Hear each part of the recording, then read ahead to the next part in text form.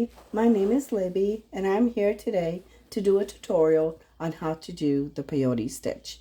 Forgive me for not being on camera, but I'm very shy of the camera. Besides, I know for a fact that I am not as ugly as I photograph. The camera and I do not have a good relationship. To give you something visual while I talk, I am showing you some peyote projects I have completed. There are many types of peyote stitches, which I will not be going over today. We are going to do an even count peyote. Even count peyote consists of starting with an even count of beads. This is a simpler stitch than the odd count, which consists of a special turn at the end of every row. I hope to do a tutorial of odd count in the future. In this tutorial, there is an extra for you that I think you'll enjoy. I'm going to show you how to read a pattern. Thank you very much for tuning in. I hope you enjoy it. I hope you learn a lot, and I hope you come back. As promised, next I'm going to show you how to read a pattern. So let's go ahead and take a look at the pattern for this tutorial project that we're going to be doing. First of all, in the pattern, it tells you your bead legend, and that is what beads I'm going to be using and what are the colors and the number assigned by the manufacturer. In this case, A, we're going to be using Delica bead, size 11. We're also going to be using that for B. The manufacturer's number assigned to that color is 754 for A and 235 for B. Also here they give you a count of how many beads you're going to be using per color. So it gives you an idea if you have enough beads to complete the project already or if you may need to get more. Now the bead chart gives you a little graphic of what it's going to look like. Some people like to follow this also, but I like to do the next way because this lists you by row how many beads and which ones are you going to be putting into each row. In peyote, you will string rows 1 and 2 together, and in this case, rows 1 and 2 consist of 8 A's, and then row 3 consists of 1A, 1B, and 1A. Row 4 consists of 2 A's and 2 B's. Now you may notice that each row has a letter assigned to L, R, L, R, and that, of course, the obvious is that it stands for left, right, left, right. Now, how do you know which is left and which is right? Well, when you begin stringing your beads for the very first time, you're going to put in a stop bead, and that stop bead will not allow any beads to go through the thread when you load them onto the thread.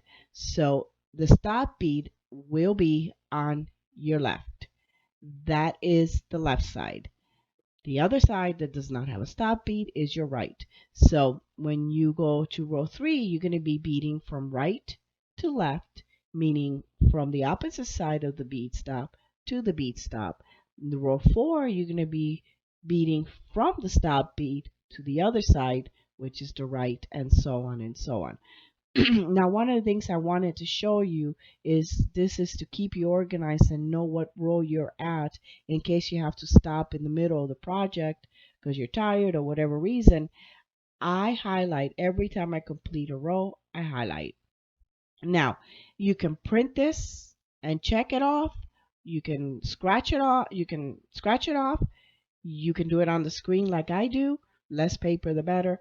So every time I complete a row, it's easy. Highlight and highlight.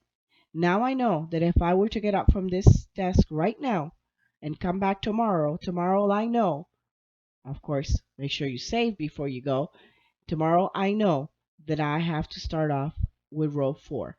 This is very important because if you don't follow this, it can throw you off your pattern and then it will look really weird. So this covers how to read a pattern. I did wanted to say one more thing. Patterns, you can buy them anywhere. I get mine from Etsy, but I have the news that I will be starting to sell patterns, and those patterns will be available on my website. I have a section just specific to St. Jude's. They're going to be in there along with pieces that I sell. And the great news is that every dollar of every pattern that I sell we'll go to St. Jude's. Thank you. First, let's look at the materials we'll be using, and then I will show you how to read the pattern. First, we have the thread, and I am using the Fireline. You can use whatever, brand you like. And normally I use a 4-pound, but I didn't have any, so I'm going to go ahead and use the 6-pound, which is fine.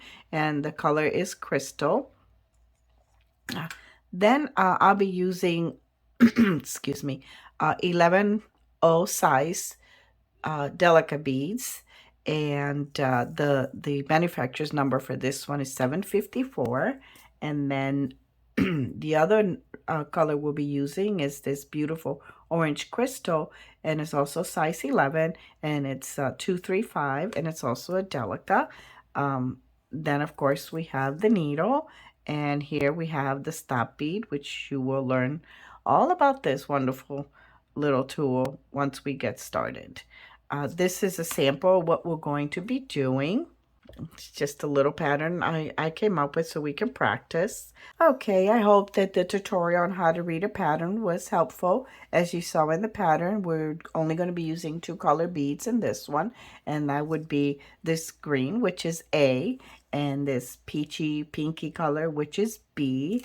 Now, the first thing that we're going to do is put in a stop bead. The purpose of the stop bead is so that the beads do not go through the thread when you start beading. So you're going to take any bead, just make it a different color than the one you're using. In this case, I have this gold, and then I'm going to pull the thread through. You're going to leave yourself a little tail so you can secure your project at the end.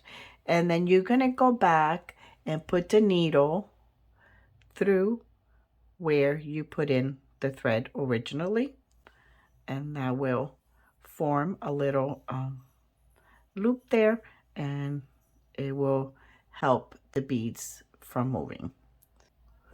Okay, so now in peyote, you always load on your thread rows 1 and 2. In this case, we had 4 beads across in the columns, and so now for rows 1 and 2, we're going to load 8 beads of A. We're going to bring it down to the stop bead.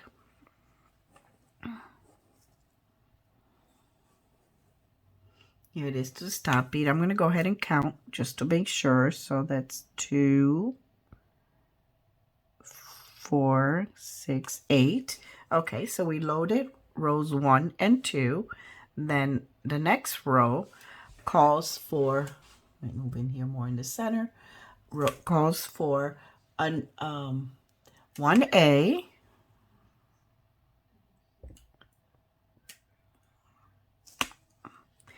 so what we do is we skip a bead and we put the needle through the next one.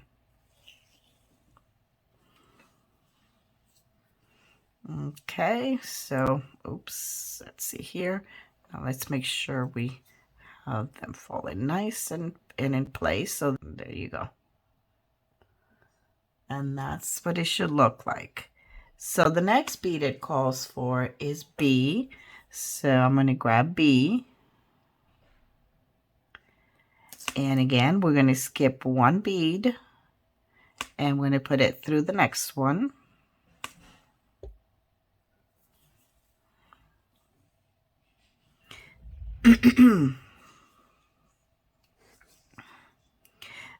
The first 2-3 rows are a little bit difficult because you're starting with very little to hold on to. So do the best you can, but that's what it's starting to look like. There you go. Okay, and the next one calls for 2 A's. So we skip 1 and we put it in the next one.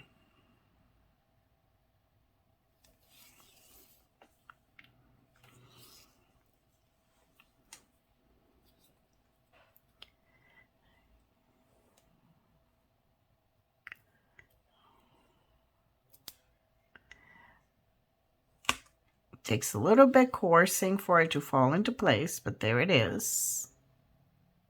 Okay, And then the last one is 4, skip 1, and here we go.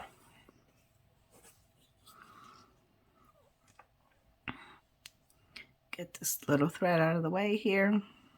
So now I'm going to go ahead and move the stop bead up to the project just to keep everything there in place. And there you go. Now you have rows 1, 2, and 3. And how do you count your rows in peyote? You see? So 1, 2, 3. You can also count this way. You can go 1, 2, 3.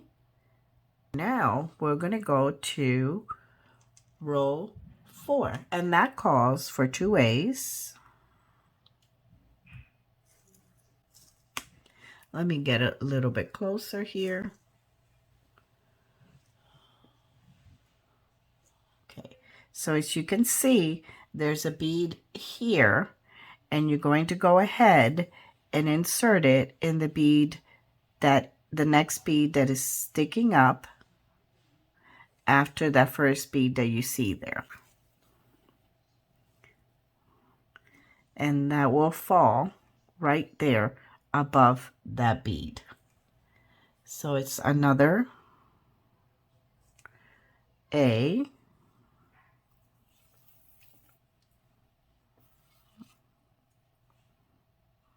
See how it's falling into place? And now we're going to do 2 B's.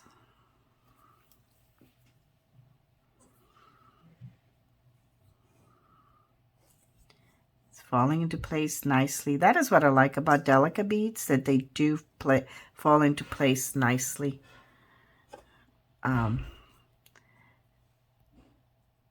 Compared to other beads. There you go. So now we have how many rows? 1, 2, 3, 4. This is important. I mean, I showed you in the how to read the patterns, how I keep track of what rows I'm in, but sometimes, you get distracted and you forget where you were, or maybe you didn't highlight it, you didn't check it off, so you may need to resort to counting. So that's why I'm showing you this, so that you know how to count them. So 1, 2, 3, 4. So now we turn it around, and we're going to go to row 5. And that calls for 4 A's. So again, we put it through the first bead sticking out. You can see. I'm going to do 4A all across. Once this grows a little bit more, it becomes easier to hold on to, because then you're going to have more rows. So the first few is a little bit difficult to keep a hold on, sorry.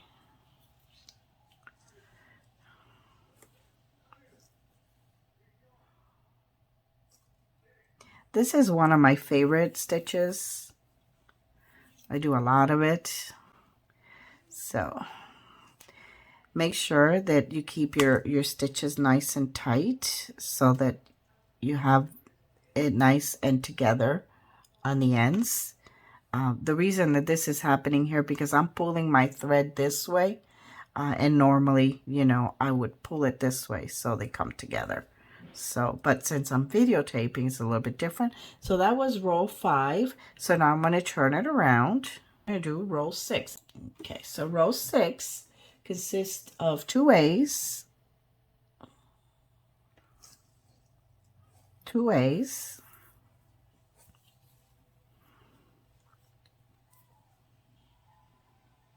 trying to keep my hand out of the camera as much as I can. My apologies if I can't. And then we have 2 B's.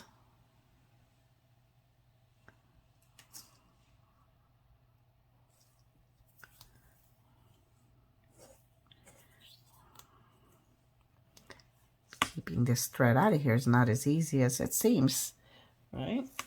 So then we have here to the 2A's.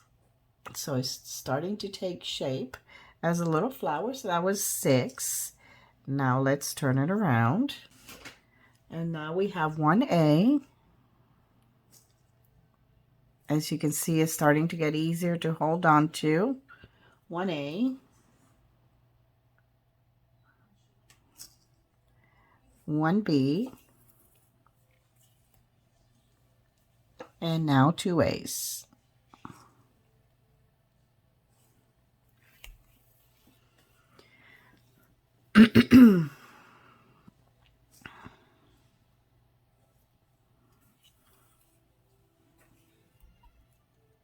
Okay, and there's the first little flower. Okay, now we're in row 8 and it calls for 1A,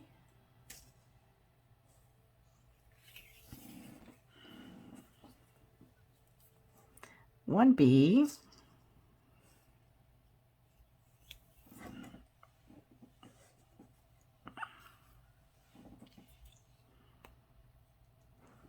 and 2A's.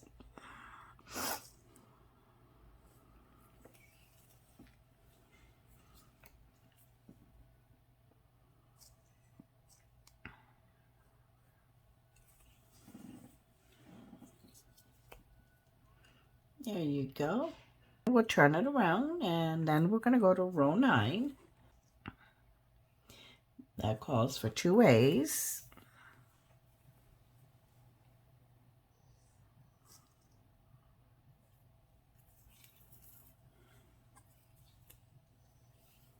And 2B's.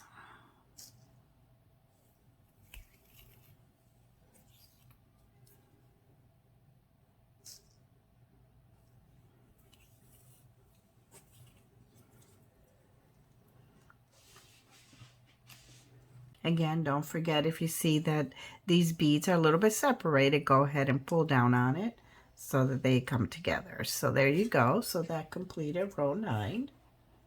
And now row 10 calls for all A's.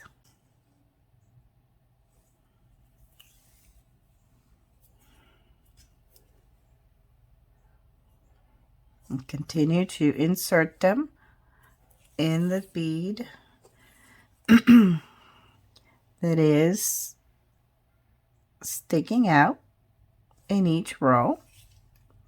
So you grab a bead and then you thread it through the bead that is sticking out.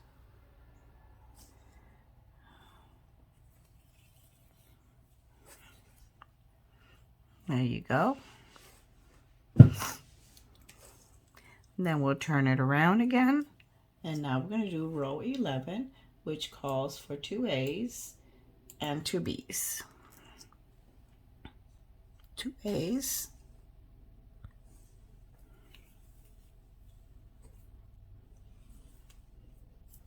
2A's.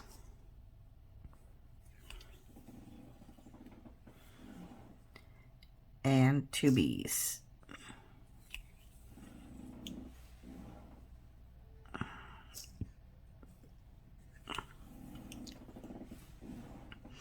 As you can see, it's becoming a little bit easier because now I have more to hold on to. So now we did row 11. So now we're going to go to row 12.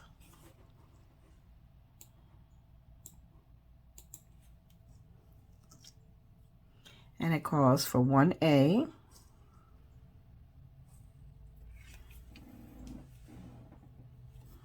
1A, 1B,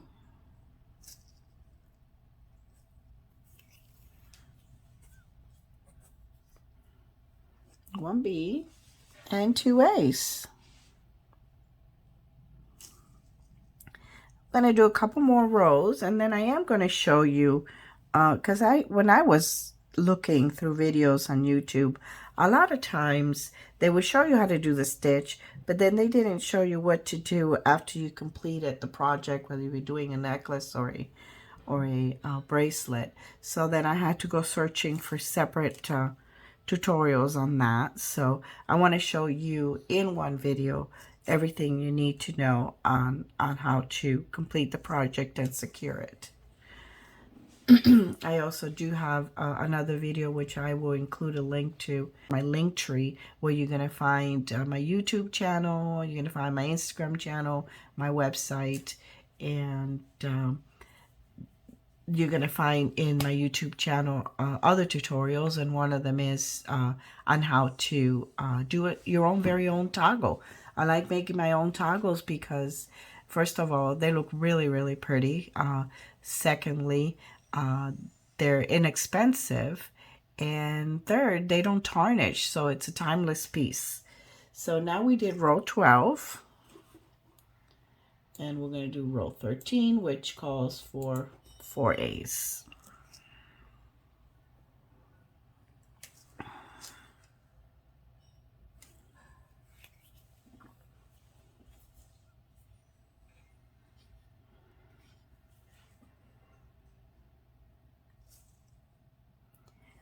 Pick up a bead, put it through, pick up another bead, put it through the bead sticking out, pick up another bead, put it through the next bead sticking out.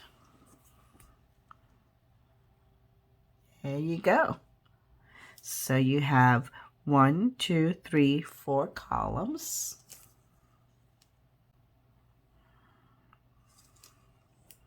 And let's go over how to count your rows also, just one last time. So I forgot what row I was in. I wasn't paying attention. So let's count 1, 2, 3, 4, 5, 6, 7, 8, 9, 10, 11, 12, 13. So that means that I have to go to row 14 next. And also, in the how to read the pattern, we did go over right and left in the pattern. So let's go over it again right here. Okay, this side here with stop bead is the left side.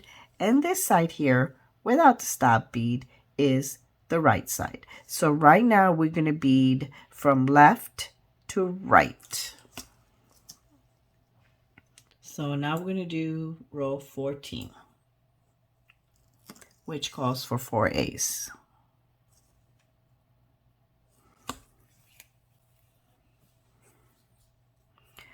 So pick up a bead, put it through the next bead sticking out, have it fall into place, and then pick up the next bead and go ahead and put it through the next bead sticking out, and then the last bead, put it in through the last bead sticking out. So there, and again, this is looking a little bit separated, so just pull through, and that looks good. So now what I want to do is pretend that we ran out of thread, or that this is the end of the project. So what you're going to do is you're going to work your way zigzagging to the middle as much as you can to secure the beads and the thread. Now, it is important that you remember where your thread came out of the last time. If in the event that what you're going to be doing next is just adding more thread because you ran out. If you're not, then it doesn't really matter. But if you're going to be rethreading, it is very important that you remember that this time the thread is coming out of the right side. So we're going to have to, when we rethread, the thread will have to come out of the right side. And you're going to see what I mean when we get there. So what we're doing is we're going to go ahead and take the needle and put it through the bead underneath the one where the thread is coming out of. We're going to go, let me make sure that you're seeing here. We're going to be coming down this way because we want to make sure that you don't see the thread when I put it through. So put it in the next one. Let me move it this way. And as I said, I'm going to work my way down towards the middle.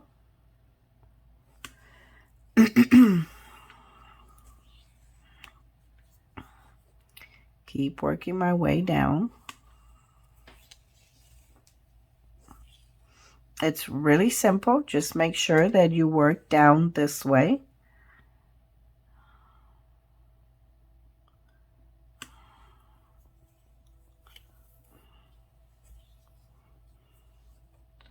And now let's go ahead and turn it this way, and we're going to put it in the one underneath because we're going to zigzag our way back up for more security.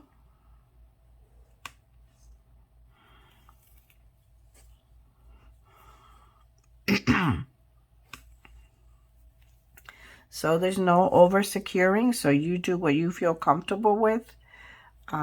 There's no such thing as over securing, especially if it's a piece, you know, that you're selling. You don't want it to fall apart on the customer. So let's pretend I have zigzag as much as I want to or need to. Let's make sure that thread goes in so you don't see it. So as you can see, we zigzag all around, and you don't see the, hold on, let me move it in here. You don't see the threads in between. So now let's go ahead and let's cut this off because I want to show you.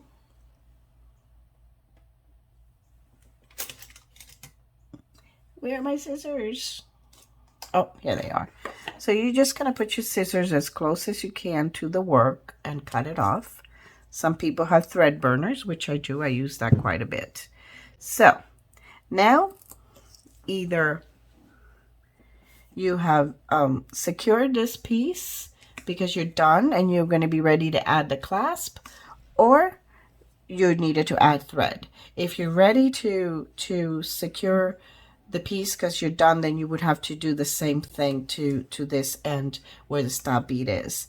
Now remember when I told you that it's important that you remember where the thread came out from last, and we determined it came out from the right. So now I'm going to show you how to add thread when you run out. There is a way. So go somewhere in the middle again, put it through. You're going to have a little tail.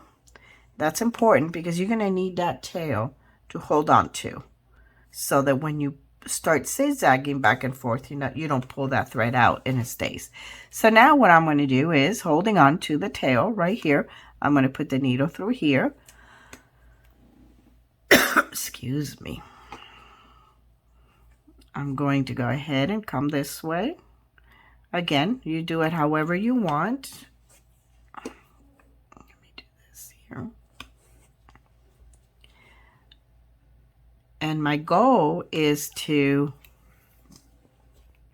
exit through this bead right here so I can take off where I left off.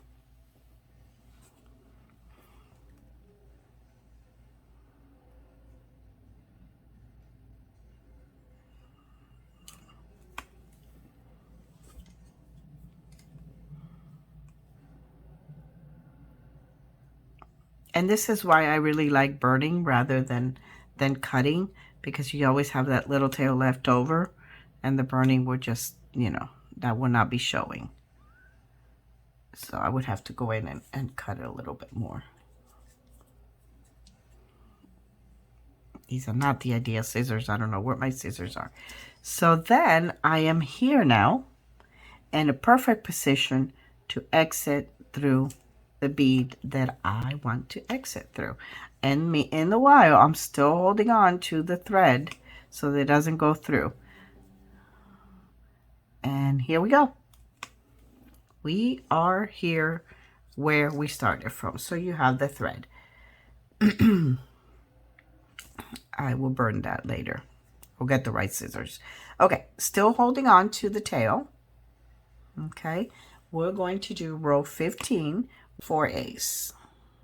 So you see how easy it is to add thread? Put it in through the first bead sticking up.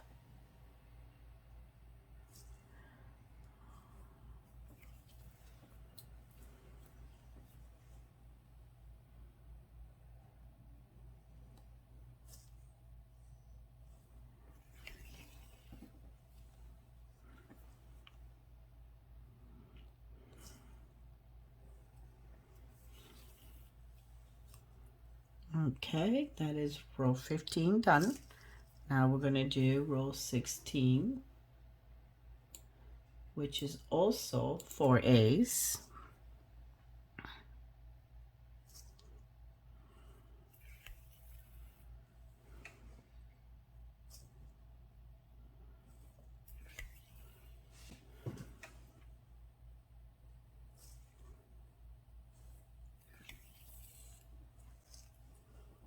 It's fairly simple. Once you get the hang of it, it's fairly simple. Not bad at all. Okay, so now we're going to do row 17. So how about a little trivia? Did you know that they found in King Tut's tomb artifacts that utilized the peyote stitch? So that brings to question, which profession is really the oldest profession? You know, the one that they say is the oldest, or is beading the oldest profession? Now we're going to do row 18, which is also A's.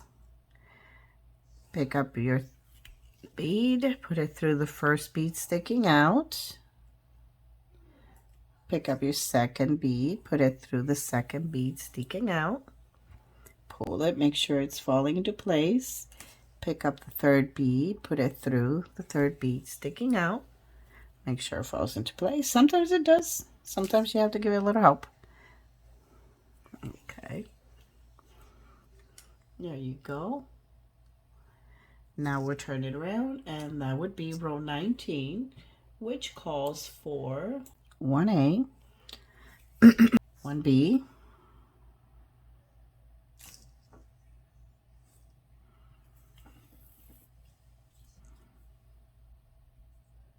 and then 2A's.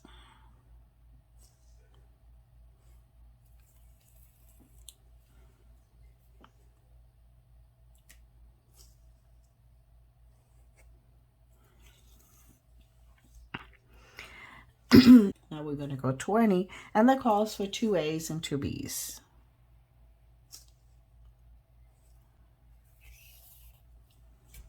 Oh, what happened here? What happened? Stuff happens.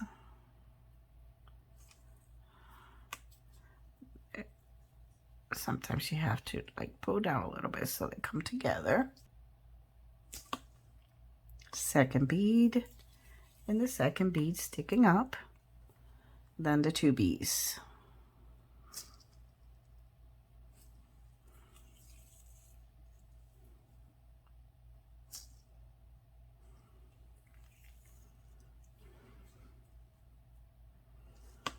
Then we're going to go 21, which is 4A's.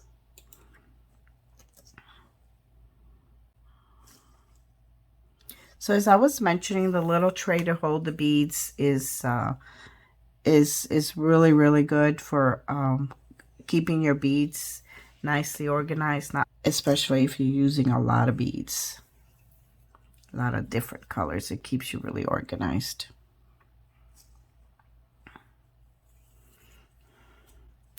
Okay, there you have row 21.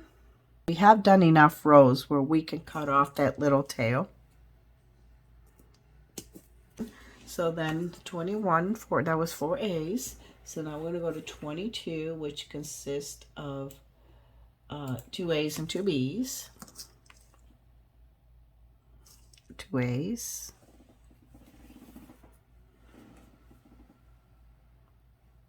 Pick up the second bead and put it through the second bead sticking out. Then we're going to go to 2B, pick up the third bead, excuse me, and then the fourth bead. Nice. One moment, let me drink a little water before I start coughing. So turn it around, and we're going to do row 23. We just did 21.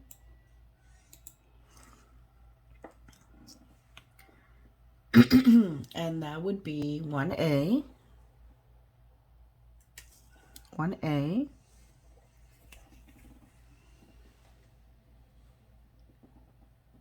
one B,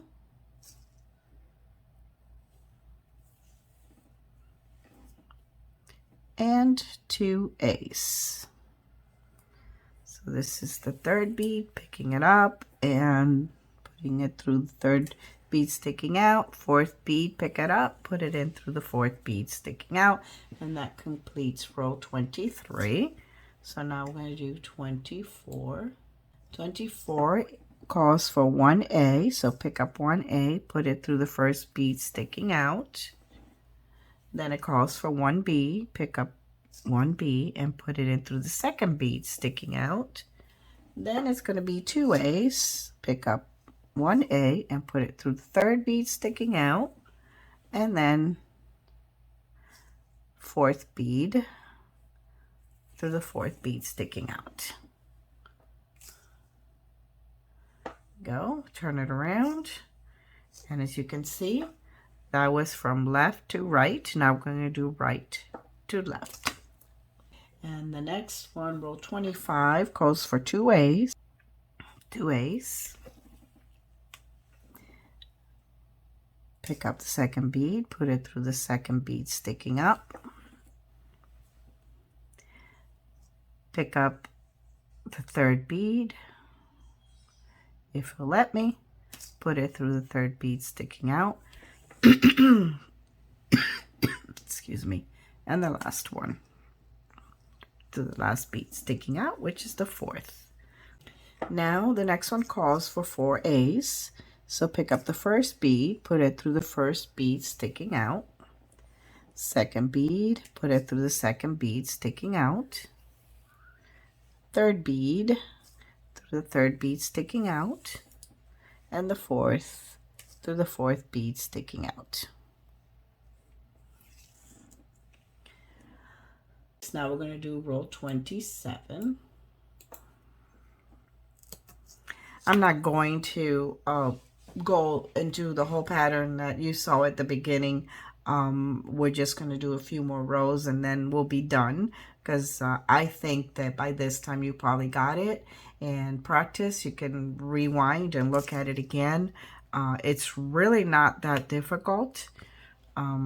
Before you know it, you'll be a pro at it. So now we're going to pick up 2 A's. So first one through the first bead sticking out, then the second one through the second bead sticking out. Then it calls for 2 B's through the third bead sticking out.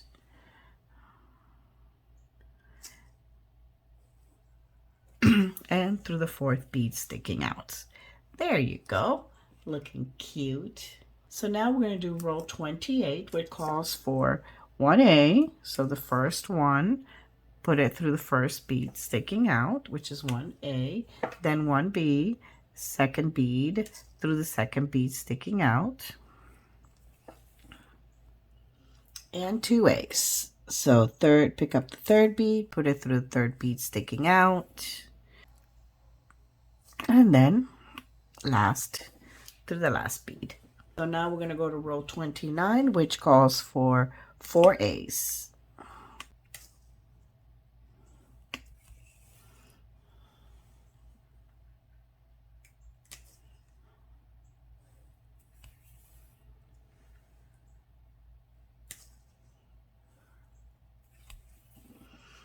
And there you go. That concludes our little tutorial on how to do the peyote stitch. I hope it's been helpful. I really like peyote because it is really interesting look. Also, I like it because it's very flexible. And when you're wearing these, you just don't feel them. They're so light and they're so movable that you just don't feel them. If you have any questions, you can put them in the comment. You can email me at the email address that is in the description. I'm going to provide in the description links to the tutorial on doing the toggle class. I'm going to put in a link to a tutorial that shows you how to secure a project and how to add thread, just so you have it there as a refresher if you need it. And the announcement that I have is that I will be giving away the pattern for a bracelet that I made while I was on vacation at the beach, and that's why I call it my summer fling. There'll be a picture at the end of this video, for free. And all you have to do is subscribe to my YouTube channel, like this video, and if you're feeling generous, turn on the notifications for future videos that I post. Thank you very much for checking in. I hope that you learned something. I hope you enjoyed it a little bit. I am learning. Be patient. I will get this, I promise. But I had fun in between coughing fits. So keep beading. Thank you.